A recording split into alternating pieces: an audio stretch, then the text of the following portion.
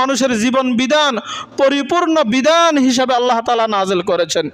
এ কোরআন শুধু মুসলমানের জন্য নয়, কোরআনের ভিতরে আল্লাহ তাআলা হুদাল্লিল মুসলিমিন বলেন নাই, হুদাল্লিল মুমিনিন বলেন নাই, হুদাল্লিন নাস কি বলেছেন? হুদাল্লিন নাস, সমস্ত মানব মণ্ডলীর জন্য।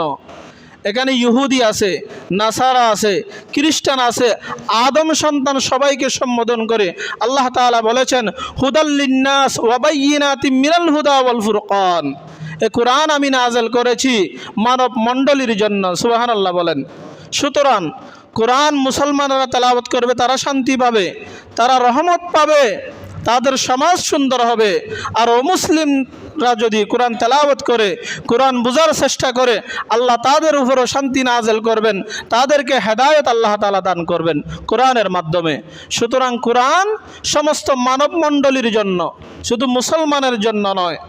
আর কোরআন এটা আল্লাহ তাআলা শুধু তেলাওয়াত করার জন্য দেন নাই, কোরআনের হুকুম বাস্তবায়ন করতে হবে, কোরআনের শাসন কায়েম করার জন্য চেষ্টা করতে হবে। এটা আল্লাহর বান্দাদেরকে আল্লাহ তাআলা জিম্মাদারি দিয়েছেন।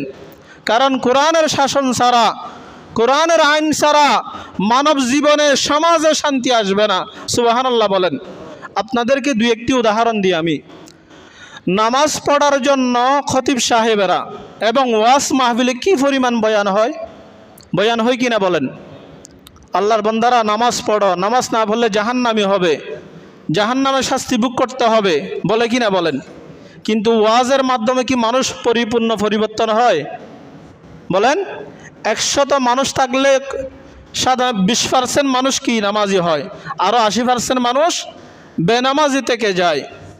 সরকারিভাবে যদি কোরআনের শাসন, কোরআনের আইন চালু করে, যখন মসজিদের মিনারা থেকে আজান হবে আল্লাহু আকবার, আল্লাহু আকবার, হাইয়া আলাস সালাহ, হাইয়া আলাস সালাহ, হাইয়া আলাল ফালাহ, হাইয়া আলাল ফালাহ, যদি সরকারিভাবে রাষ্ট্রপ্রধান কোরআনের এই আইন জারি করে, যখন আজান হবে দোকান বন্ধ, ব্যবসা বাণিজ্য বন্ধ, কৃষিকাজ বন্ধ, সমস্ত কাজ বন্ধ, সবাই মসজিদে গিয়ে নামাজ আদায় করতে হবে।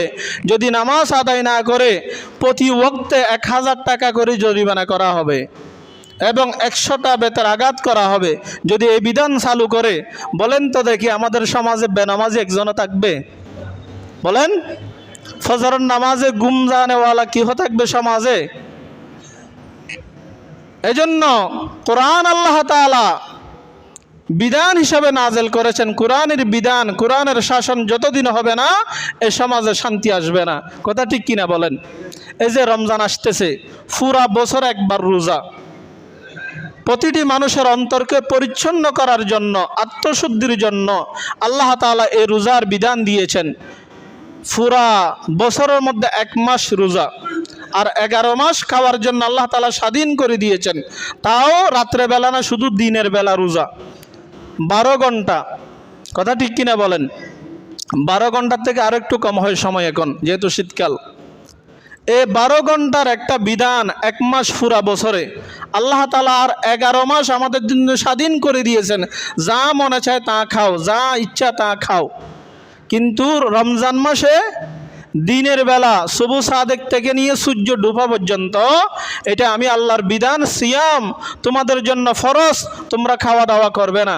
কিন্তু এই বিধান কি পরিপূর্ণ? 100 জন 100 জন মানে? হ্যাঁ বলেন না? বিভিন্ন হোটেলে পর্দা টাকিয়ে ভিতরে খাওয়া দাওয়া করে কিনা বলেন? মুসলমানদের হোটেল না থাকলে হিন্দু ভাইদের হোটেলগুলোতে খায় কিনা বলেন? তাহলে একে আপনি মুসলমান কিভাবে বলবেন?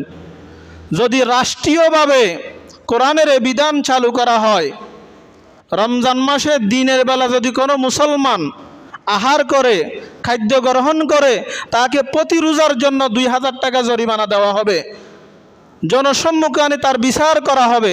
তাহলে বেরোজগার একজনও থাকবে? বলেন।